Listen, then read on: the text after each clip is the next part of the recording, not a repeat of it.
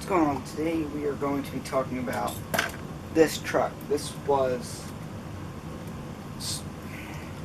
Okay, where we're going to start is what upgrades we have and the story behind this truck. Why I have it, why I did what I did to it, what I use it for still today, if I still use it today, and just little odds and ends. Obviously, you have a little bit of a hint of what I use it for right now, but I'm going to move you guys closer and we'll just get into this. Alright, starting at the bottom. We of course have, you definitely tell these tires are not stock, and you were most definitely right. These are the tires that came on it. They're grippy, but the problem is they're glued, so water can get in the snow. And here in South Pennsylvania, it snows. In fact, just this past year, we got 3 or 4 feet in total snow, and we had one of the snowstorms was 2 feet of that. But anyway, so these tires are not stock. I cannot remember the name of these for the life of me. I didn't order them; they were a present. I know it's not like one of those regular brands like RC 4-wheel drive or Power Hobbies or even Proline. They're not any of those. These wheels this is a 2.2 inch setup, so from here to here is 2.2 inches. They're massive rims, and they look really good on this truck, with the brushed aluminum and then the blacked out metal with the hubcap being red with the 8 lug spot there. And then in here I have Diff Sliders right here on both ends. They just protect the differential. And then I have axle spacers that you may or may not be able to see right here. They're 25mm axle spacers. I did that for stability, because I don't really want to add any unsprung weight down here at the tires. So I went ahead and got these aluminum. Actually, these might only be 20, so there are bigger ones you can get. Maybe I'll look into that. But yeah, no problems with them. I've pulled 35 pounds behind this truck. No problems at all. They don't break. Knock on wood.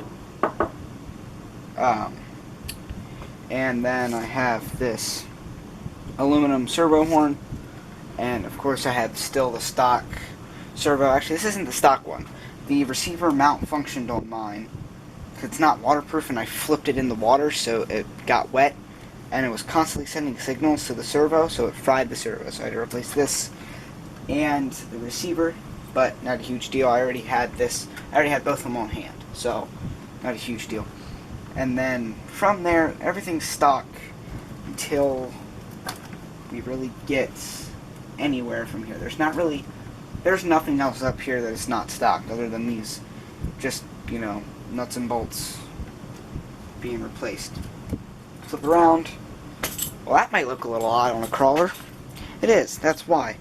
This is actually a servo plate that mounts onto the rear. The rear axle is the same axle as the front axle.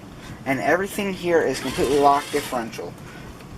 We got lock differential, and the center diff is also locked. So this thing crawls everything. And with this high center of gravity right here, yes, it can topple over, but you have a lot more ground clearance. But anyway, the front and the back axles are the exact same. So they both have a place for a servo mount. So I got another servo mount. And this is actually a trailer hitch. I will show you the trailer. It's getting ready for paint.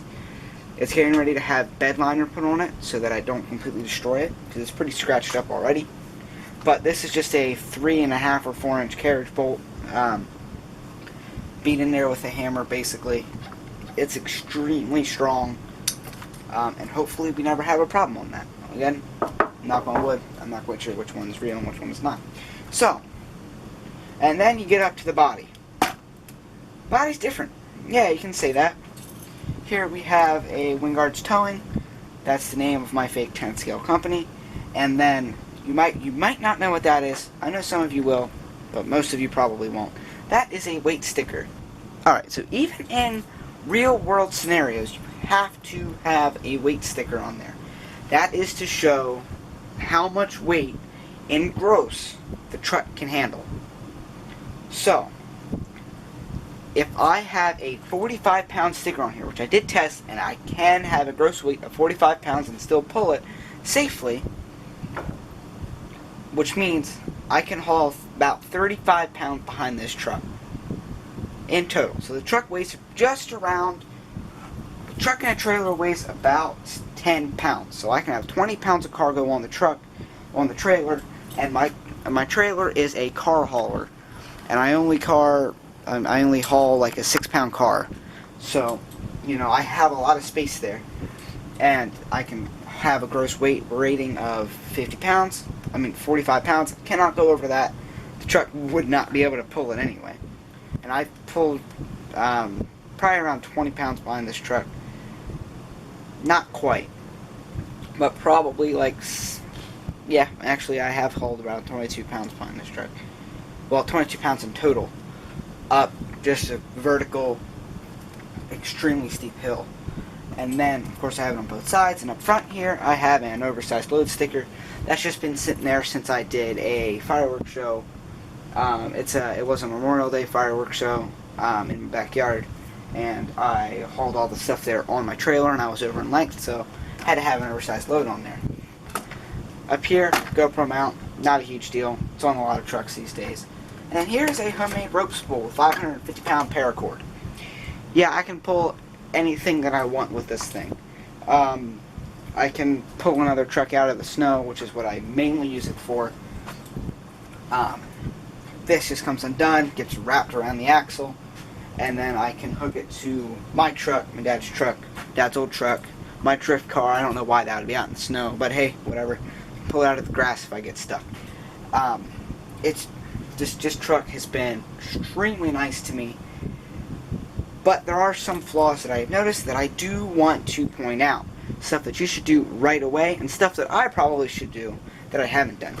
Now, right away, absolutely, if it's in budget, upgrade wheels and tires. Absolutely do it if you live in areas where it snows, rains a lot, mud. If you want to take this thing in water, you have to have bead locks that don't bleed any air in and out. Because if no air can get in and out, no water can get in and out. And you do not want water in your tires, because then the foams will actually, in here there's foam before there's tire. So that foam will actually degrade if it gets too wet. Anyway, so that's the first thing you should do. Actually, no, that's the second thing you should do on this truck. You should upgrade to an aluminum servo horn. Absolutely do it. It's right up front. I was plowing through a rock garden one day at the whopping 4 mile an hour this thing goes. Hit a rock right there, lost steering, and that was it. I was done for the day. So absolutely do that. $10, you can freaking get it while you're buying the truck. And then it goes to wheels and tires if it's in budget. And back here, you may or may not be able to see in there that spur gear is only plastic. And apparently, don't take my word on this, I've only seen it on the internet, like forums and videos and stuff, but it's supposed to be the same as the Traxxas pattern, which means Traxxas makes a metal spur gear that can fit this truck. So, I'm probably going to end up getting that. Also, get these aluminum body posts if you're planning on doing something like this, where you have something heavy in the bed of the truck at all times. It's not that heavy, but it was enough to bend my old body clips, my posts. Something I would not recommend is getting the aluminum drive shaft. As you can see, I have stuck with plastic, and I haul a lot of weight behind this truck, and it handles it just fine with the drive shafts. And aluminum bends and doesn't come back like plastic does. Plastic will either bend a little and come right back, or it will snap altogether. So you won't have the beating of the drive shaft. So absolutely do that. I would not touch the gearing. It's extremely torquey, which is great. And the approach angle on this thing, you can climb vertical wall. Wow, little hair on there.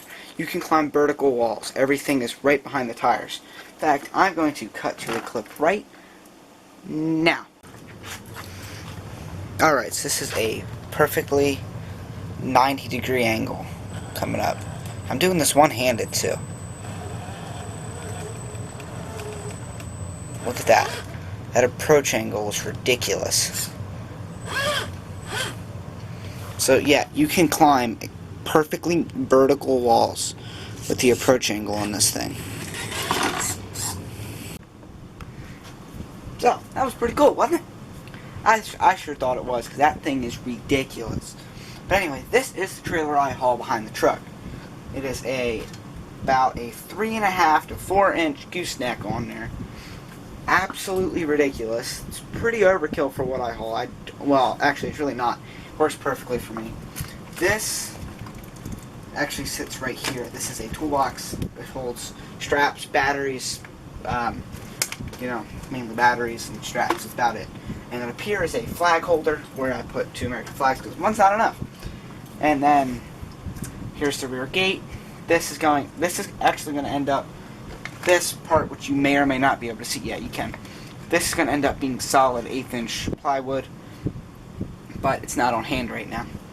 So, yeah. But anyway, this is getting ready for paint, so obviously the wheels aren't on there, but these are the wheels I use on there.